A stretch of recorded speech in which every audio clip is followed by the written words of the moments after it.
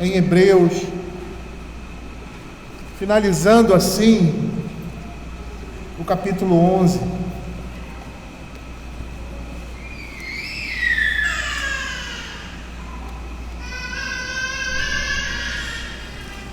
Hoje de manhã nós falamos até o verso 37, eu gostaria de partir daí, quando diz assim: foram apedrejados, provados, cerrados pelo meio, mortos a fio de espada, andaram peregrinos, vestidos de peles de ovelhas e de cabras, necessitados, afligidos, maltratados, homens dos quais o mundo não era digno, errantes pelos desertos, pelos montes, pelas covas, pelos antros da terra. Ora, todos estes que obtiveram um bom testemunho por sua fé, não obtiveram contudo a concretização da promessa, por haver Deus provido coisa superior a nosso respeito, para que eles sem nós não fossem aperfeiçoados. Vamos orar mais uma vez. Senhor, queremos te agradecer, ó Pai, pela tua palavra. Queremos te pedir, ó Pai, que o Senhor fale ao nosso coração, Senhor Deus, que o Senhor possa lançar o sono, o cansaço, ou qualquer outro tipo de coisa que atrapalhe, Senhor Deus, os nossos ouvidos a ouvir com o nosso coração aquilo que o Senhor tem em sua palavra. Te pedimos, ó Senhor Deus, que nada que seja falado aqui, aquilo que ouvimos, daquilo que lemos, seja, Senhor, em vão em nossas vidas, mas que todas essas coisas estejam sendo usadas pelo poder do Espírito Santo para transformar corações, para moldar mentes e para cada dia mais fazer a imagem de Cristo ser refletida em nós. É o que nós pedimos, em nome de Jesus. Amém. Nós, como falamos anteriormente, o autor sagrado aqui, ele continua a sua descrição, citando o tipo de sofrimento que os crentes tiveram para suportar a sua fé. Homens e mulheres de Deus foram mortos da forma mais cruel por causa de sua fé. E no verso 37 ele diz assim: foram apedrejados, provados, cerrados pelo meio, mortos ao fio de espada, andaram peregrinos, vestidos de pele de ovelhas, de cabras, necessitados, afligidos, maltratados. Dentro desse contexto, é preciso lembrar que em Israel era uma prática comum, naquele tempo, e principalmente em Israel, atirar pedras em alguém como punição de algum crime, ou de algo que ele tenha feito que merecesse a morte. Lá em 2 Crônicas, capítulo 24, abram aí versos de 20 a 22, Zacarias, filho do sacerdote Joiada, morre no pátio do templo durante o reinado de Joás. E veja o motivo. O verso 20 diz assim: o Espírito de Deus se apoderou de Zacarias, filho do sacerdote Joiada, o qual se pôs diante do povo e lhes disse: assim diz Deus, por que transgredis os mandamentos do Senhor, de modo que não prosperais? Porque deixaste o Senhor, também ele vos deixará. Conspiraram contra ele e o apedrejaram por mandato do rei, no pátio da casa do Senhor. Assim o rei Joás não se lembrou da beneficência que Joiada, pai de Zacarias, lhe fizera, porém matou-lhe o filho até o expirar. E este, ao expirar, disse: o Senhor verá e o retribuirá. Percebam aqui que ele morre por causa da pregação do Evangelho. Ele morre porque estava sendo a boca de Deus. E não só ele, como muitos outros tiveram mortes terríveis, como este aqui, cerrados pelo meio. Há uma forte tradição, diz que Isaías morreu dessa forma durante o reinado de Manassés. Não há um registro bíblico sobre isso, mas a tradição diz que ele morre dessa forma. Mas não só dessa forma, muitos morreram ao fio de espada, como aqueles que foram mortos ali, os profetas do Senhor no tempo de Elias. E lá em 1 Reis, capítulo 19, verso 10, a palavra de Deus diz assim: e ele respondeu, tendo sido zeloso pelo Senhor Deus dos exércitos, porque os filhos de Israel deixaram tua aliança, derribaram os teus altares e mataram os teus profetas a fio de espada, eu fiquei só e procuram tirar minha vida. A queixa de Elias diante de Deus. O rei Joaquim, nos dias de Jeremias, também mandou matar a espada Urias, o profeta. Lá em Jeremias capítulo 26, verso 20 a 30, nós temos ali esse fato. Esse profeta profetizava em nome do Senhor e previu a destruição de Jerusalém. E o texto da Escritura diz assim: também houve outro homem, Urias, filho de Semaías, de Kiriat Jearim, que profetizava em nome do Senhor e profetizou contra essa cidade e contra esta terra, segundo todas as palavras de Jeremias. Ouvindo o rei Jeoaquim e todos os seus valentes, e todos os príncipes as suas palavras, procurou o rei matá-lo, mas ouvindo isto, Urias temeu e fugiu, foi para o Egito. O rei Jeoaquim, porém, enviou a Elnatã, filho de Aquibor, ao Egito, e com ele outros homens. Eles tiraram a Urias do Egito e o trouxeram ao rei Jeoaquim. Este mandou feri-lo à espada e lançaram-lhe o cadáver nas sepulturas da plebe. Mas não só esse, como João Batista também morreu na mão dos seus executores, os executores de Herodes, porque disse para Herodes que não era lícito ele possuir a esposa do seu irmão. E ali em Marcos capítulo 6, versos 16 e 17, nós vemos esse momento tão crucial, quando diz assim: Herodes, porém, ouvindo isso, disse: é João a quem eu mandei decapitar que ressurgiu. Porque o mesmo Herodes, por causa de Herodias, mulher de seu irmão Filipe, porquanto Herodes se casara com ela, mandaram prender a João e atá-lo no cárcere. Todos os tipos de mortes foram preparados para esses. Os seus inimigos vestiram de mortes, cada um deles com trajes cruéis e de grande terror. Mas mesmo assim, esses homens enfrentaram com ousadia e suportaram as dificuldades. Aqueles que escaparam da morte passaram tão mal que a morte poderia ter sido preferível a tal vida. E nesses casos, seus inimigos os pouparam somente com um motivo: para prolongar seus sofrimentos e gastar a sua paciência. Esses homens morreram dessa forma por causa da sua fé. É interessante, nós estamos falando aqui de Marcos capítulo 4, quando o Senhor Jesus diz assim: por que sois tão tímidos?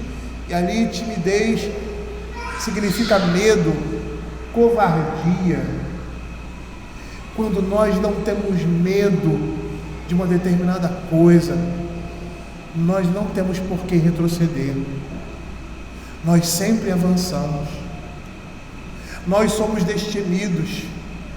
É interessante que quando nós éramos militares e no tempo da vida militar, nós mexíamos, no meu caso, com explosivos, com munição, com armamento, e os nossos instrutores sempre diziam assim: vocês precisam ter um certo medo do armamento.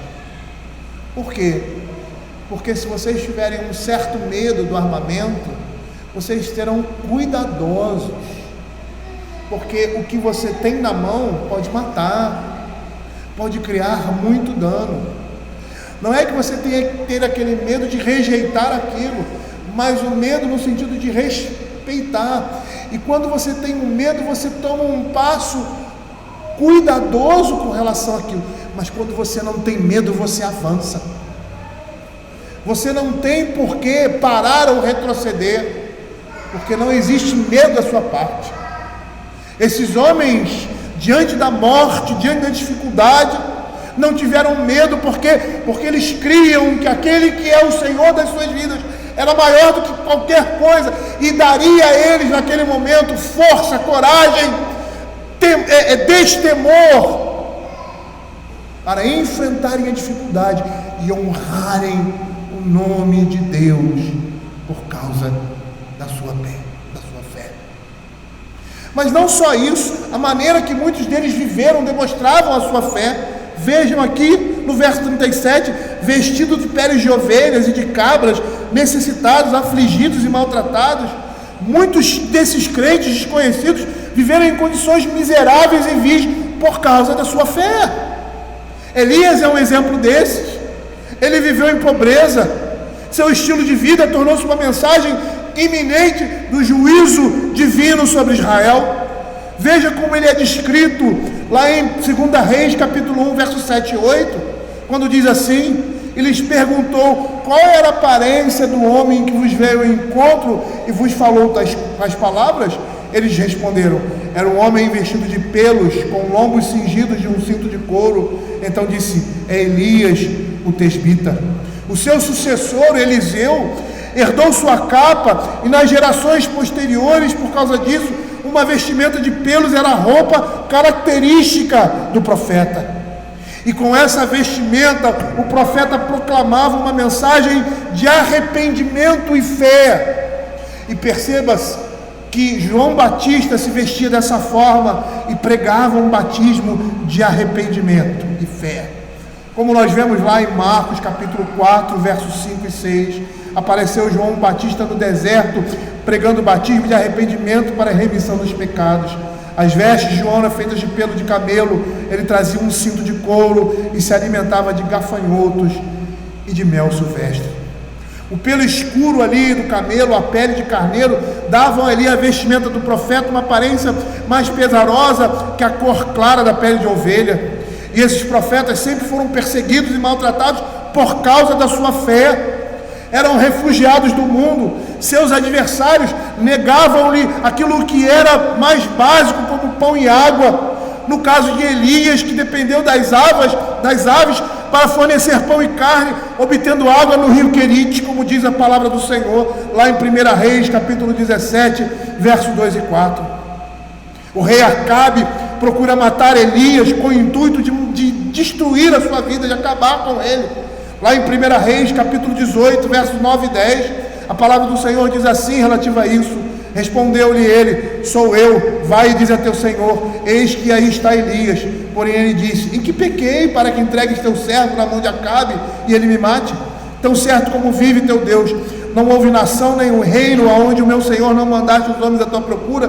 E dizem eles: aqui não está. Fazia jurar aquele reino e aquela nação que te não haviam achado, porque todos aqueles que iam atrás de Elias eram alvo da ira de Deus e da ira também de Acabe, porque não o encontravam. Matthew Henry vai dizer o seguinte: esses homens foram privados das conveniências da vida e expulsos da casa e de seu abrigo. Não tinham roupas com que se vestir, mas foram obrigados a se cobrir com peles de animais mortos. Foram expulsos de todo o convívio com a sociedade humana e forçados a conviver com as feras do campo, a se esconder em covas e cavernas e fazer suas queixas a rochas e rios, não menos empedernidos que os seus inimigos. Sofrimentos como esse sofrerão então por sua fé, e os sofreram pelo poder e pela graça de Deus.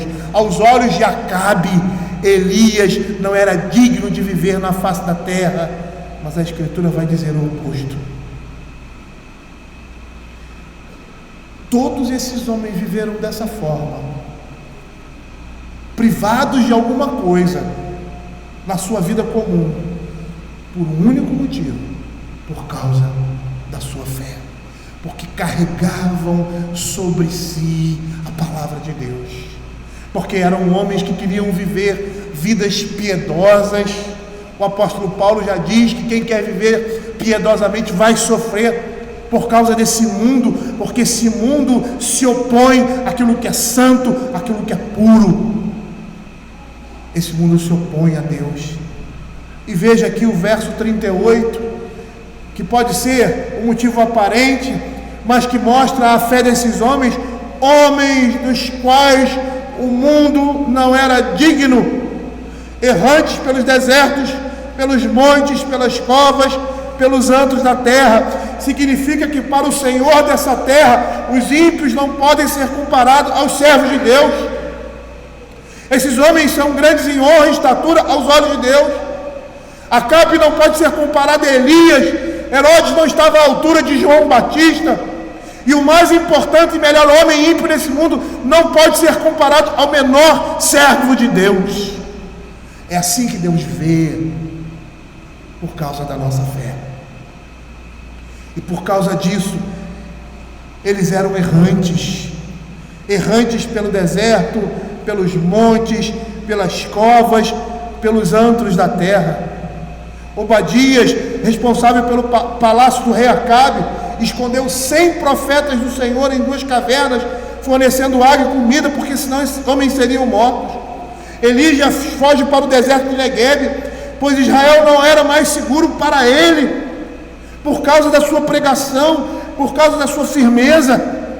Davi e seus homens escondem-se em cavernas e outros abrigos para fugir da ira e da perseguição de Saul.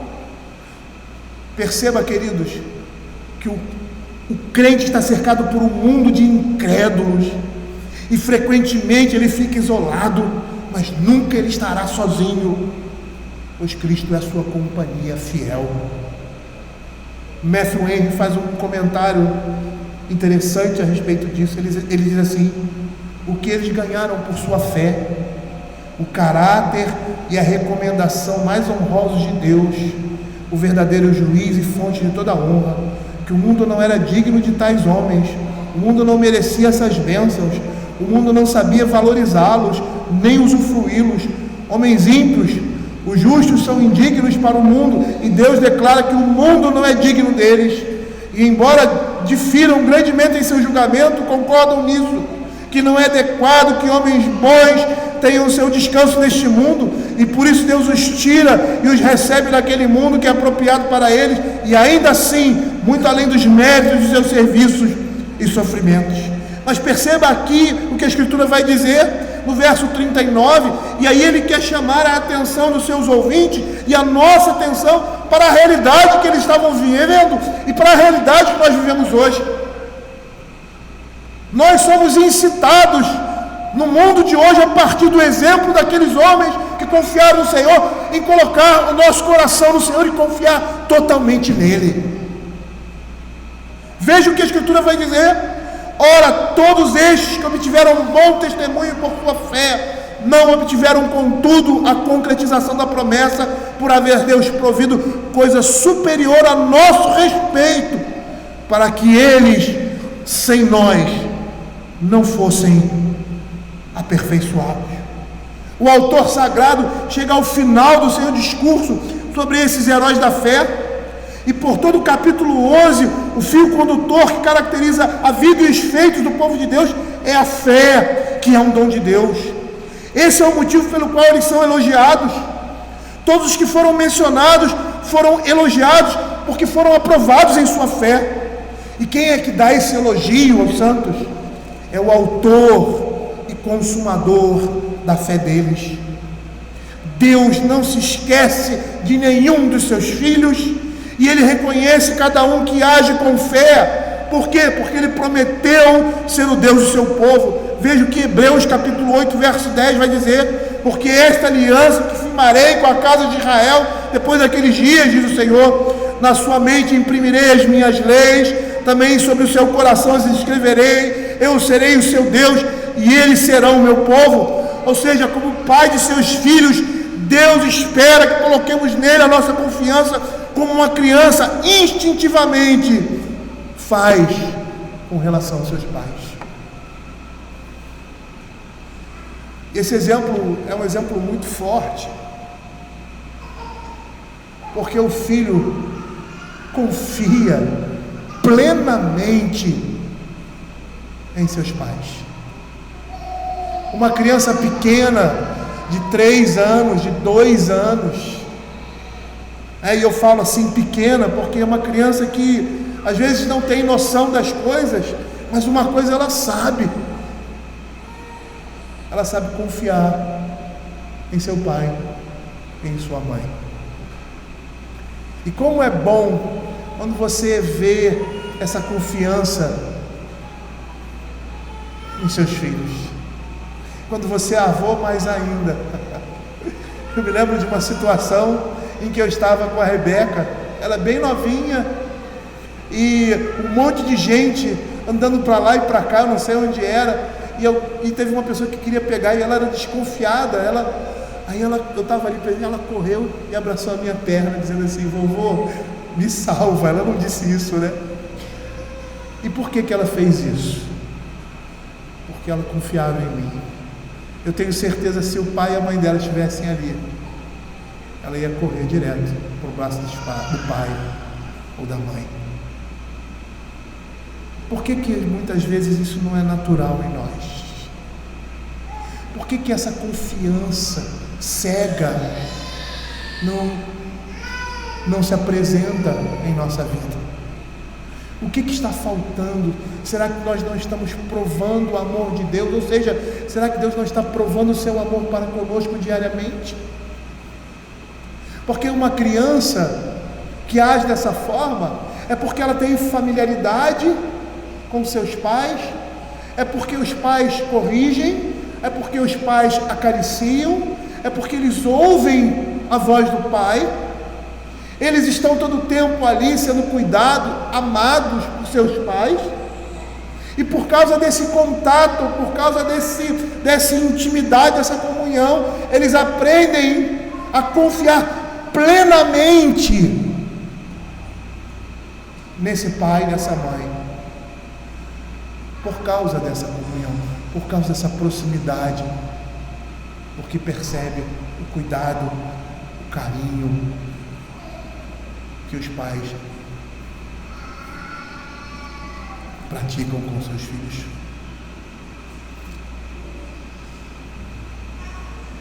Nós devemos demonstrar isso, porque Deus já deu provas do seu amor para conosco e diariamente mostra isso em nossas vidas, diante das dificuldades, dos problemas, diante das bênçãos, das alegrias. Nós percebemos um Deus bondoso e por isso nós devemos confiar cegamente no Senhor. Mas perceba aqui que ele fala em concretização da promessa. Esses homens deram bom testemunho, mas não obtiveram contudo a concretização da promessa. Embora os crentes do Velho Testamento fossem elogiados por sua fé, muitas promessas que lhes foram dadas não foram cumpridas enquanto eles estavam vivos. Nós vimos isso desde Abraão. Eles viram algumas promessas sendo realizadas, isso já foi suficiente para eles, mas nenhuma delas sobre a vinda de Cristo. Eles viram e acolheram essas promessas à distância, como diz Hebreus capítulo 11, verso 13, todos estes morreram na fé, sem ter obtido as promessas, vendo-as porém de longe e saudando-as e confessando que eram estrangeiros e peregrinos sobre a terra. Os crentes ali do Antigo Testamento morreram antes de Jesus aparecer na terra, e eles aguardavam essa promessa. Eles morreram e entraram no gozo eterno sem contemplar essa promessa. Todavia eles entraram na presença de Deus com a promessa que haviam recebido, na expectativa do cumprimento, aquele cumprimento que viria. Os crentes ali da antiga dispensação, eles tinham entendimento do plano de salvação, e esse entendimento era incompleto. Com a revelação que Deus havia lhes dado, eles tentaram entender o mistério da redenção, como o apóstolo Pedro fala lá em 1 Pedro capítulo 1, 10 e 11, quando diz assim: foi a respeito dessa salvação que os profetas indagaram e inquiriram, os quais profetizaram acerca da graça que vós outros destinada, investigando atentamente qual a ocasião ou quais as circunstâncias oportunas indicadas pelo Espírito de Cristo que neles estava, ao dar de antemão testemunho sobre os sofrimentos referentes a Cristo e sobre as glórias que os seguiriam. O autor sagrado, assim, ele une os crentes do Antigo e do Novo Testamento num fundamento só único, que é Cristo. E aqui eles se tornam em Cristo uma só família, completa apenas quando todos os seus membros serão incluídos. E veja, no final, na conclusão disso tudo, ele diz assim: por Deus haver provido coisa superior. Nós temos nesse verso a continuidade e a unidade dos crentes, tanto do Antigo quanto do Novo Pacto. E ele está nos dizendo que somos um em Cristo Jesus. Quando ele fala de uma coisa superior, ele está se referindo ao cumprimento das profecias a respeito de Cristo Messias. E nós somos privilegiados como eram os crentes hebreus, e eles estavam abandonando isso. Somos mais privilegiados que os crentes do Velho Testamento, pois nós somos os beneficiários da salvação concretizada em Cristo por uma promessa que se cumpriu. A importância da vida de Cristo na vida dos crentes do Velho Testamento é que somente juntamente conosco eles seriam aperfeiçoados. Durante a antiga aliança, queridos, os crentes eram incapazes de alcançar a perfeição, a maturidade. E o escritor de Hebreus mostra claramente isso. Lá em Hebreus 8, versos 6 e 7, ele diz assim: agora com efeito obteve Jesus ministério tanto mais excelente, quanto é ele também mediador, superior aliança, instituída com base em superiores promessas. Porque se aquela primeira aliança tivesse sido sem defeito, de maneira alguma estaria sendo buscado lugar para uma segunda. Ou seja, com a vinda de Cristo, ele trouxe muitos filhos à glória e à perfeição. Por meio da obra expiatória de Cristo, Deus fez com que os crentes do Antigo e do Novo Testamento participassem dessa perfeição. E lá em Hebreus capítulo 12, verso 23, ele diz assim: e a igreja dos primogênitos arrolados dos céus, e a Deus, juiz de todos, e aos espíritos dos justos aperfeiçoados. Cristo aperfeiçoou os crentes, pois ele é o aperfeiçoador da nossa fé. Quando nós olhamos o que a Escritura nos diz a respeito disso, nós percebemos que nenhum crente pode fazer a si mesmo perfeito, pois essa obra pertence exclusivamente a Cristo. Entretanto, nós devemos perseverar na fé. Os crentes de todos os tempos não somente participam da perfeição que Cristo fornece, mas também possuem uma fé comum. Assim como os crentes do Antigo Testamento exercitaram sua fé diligentemente, nós, leitores, devemos perseverar também. Os crentes ali, hebreus, deveriam perseverar também. E os crentes do Velho Testamento servem de incentivo para nós, pois se eles tinham fragmentos da revelação de Deus, eles perseveraram da forma como perseveravam. Nós que temos a revelação total de Deus em Cristo, devemos lutar mais seriamente para perseverar e fazer a vontade do Senhor.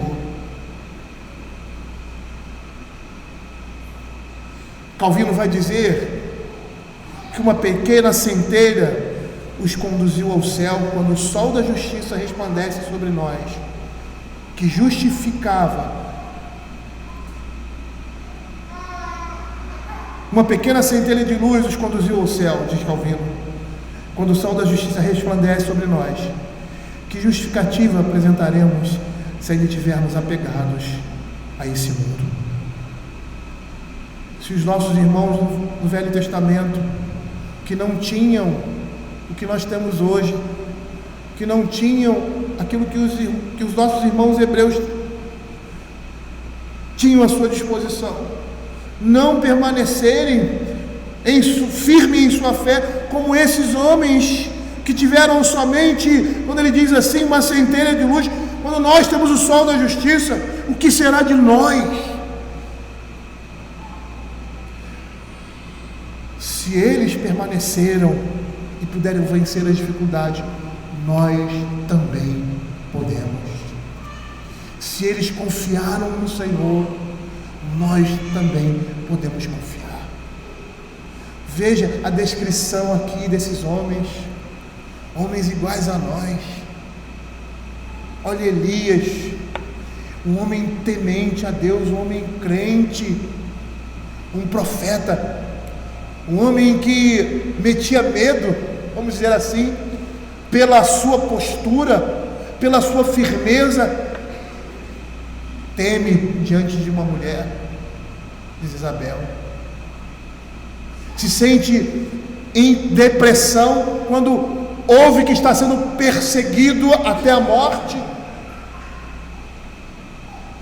Era um homem comum como nós.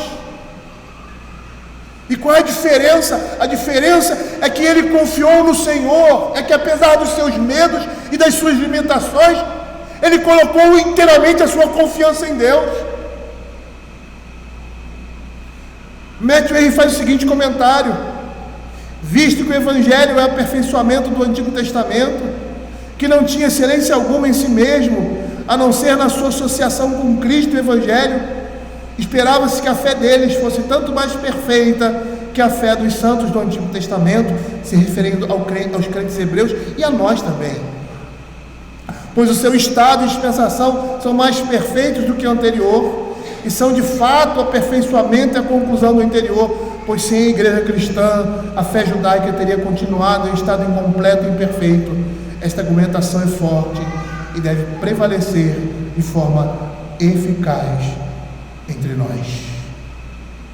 Nós temos a garantia da nossa completa proteção do mal.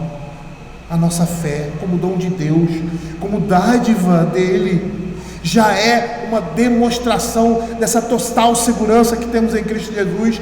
Mesmo débil e frágil, nós devemos permanecer perseverantes. A fé que é dada aos santos nos faz olhar para a cruz e crer que nele teremos completa redenção por meio da sua obra e sacrifício. É em Cristo que devemos esperar, é nele que devemos perseverar e é nele que devemos confiar como os nossos irmãos do passado. E olhando para isso, vemos como um facho de luz. Eles, como esse facho de luz, perseveravam. Nós, com o sol da justiça resplandecente, não podemos nos apegar a esse mundo, mas correr em direção ao mundo vindouro. E quando nós olhamos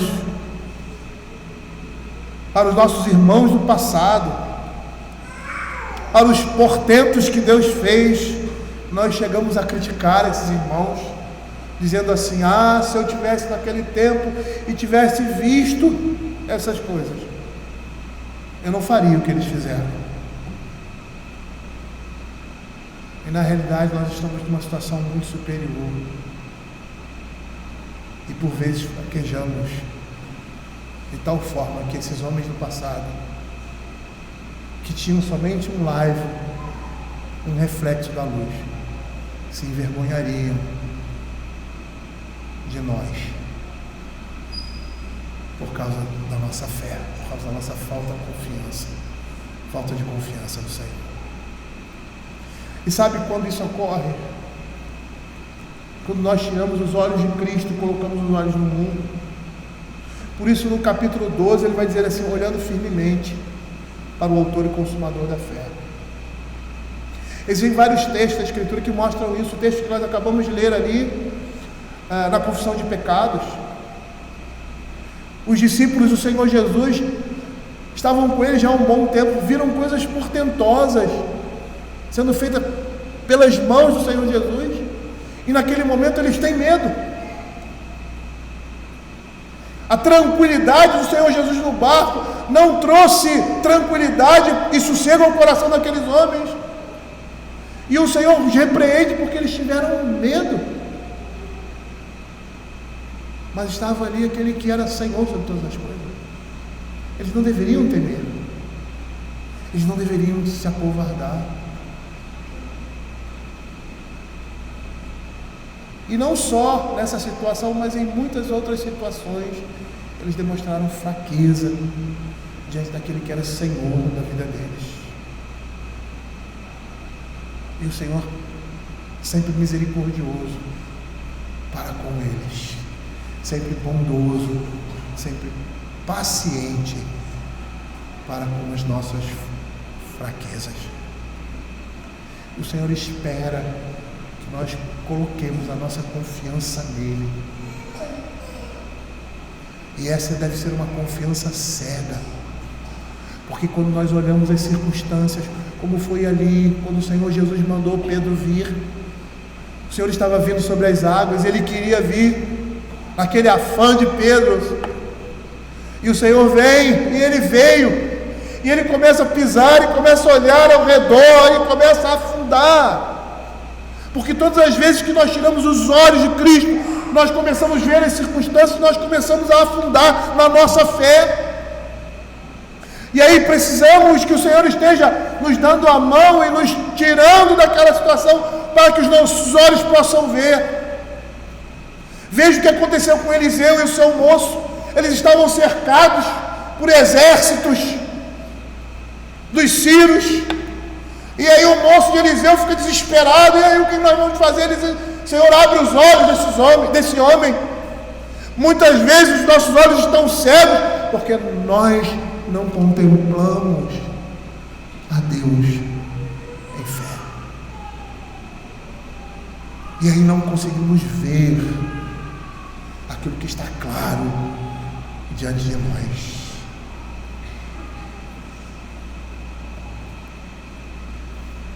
Queridos, nós aprendemos muitas coisas com esse texto, desde o início até o fim. E duas coisas são extremamente importantes aqui: que a fé, a confiança que nós temos no Senhor, nos faz praticar obras que homens comuns não podem fazer. A nossa confiança em Deus faz nós andarmos em caminhos que homens comuns jamais andarão. A nossa fé faz nós confiarmos no Senhor de tal forma que nós não podemos explicar. Nós fechamos os nossos olhos e caminhamos na direção que o Senhor está nos apontando, porque cremos na sua palavra, que essa é a sua vontade. E é isso que Deus espera de nós. Deus espera do seu povo uma confiança plena. E mesmo que você não entenda, como uma criança muitas vezes não entende aquilo que o pai está dizendo, a ordem que ele está dando, mas ela obedece, porque ela confia no seu pai, porque ela sabe que o seu pai o ama.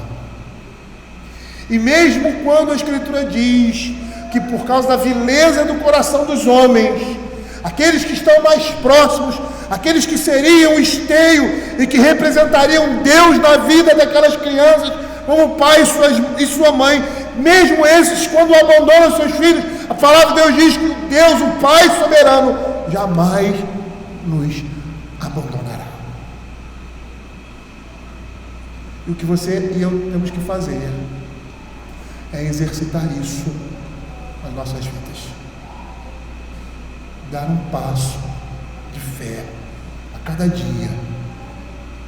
Não crendo no que a minha mente está pensando ou que nos estão dizendo para mim o que é um passo de fé, mas aquilo que a palavra de Deus diz com relação ao meu procedimento nesse mundo, a minha expectativa nesse mundo e aquilo que Deus exige de mim nesse mundo para que eu possa viver e agradar a Ele. E isso pode levar você a extinguir a violência do fogo, mas também pode levar você a ser cerrado pelo meio, andar de uma forma desprovida,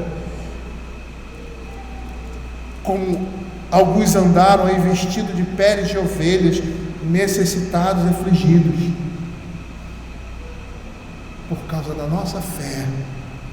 Mas se essa for a vontade de Deus, nós devemos estar com um coração regozijante, porque estaremos fazendo a vontade de Deus para as nossas vidas. E sabe o que é mais interessante?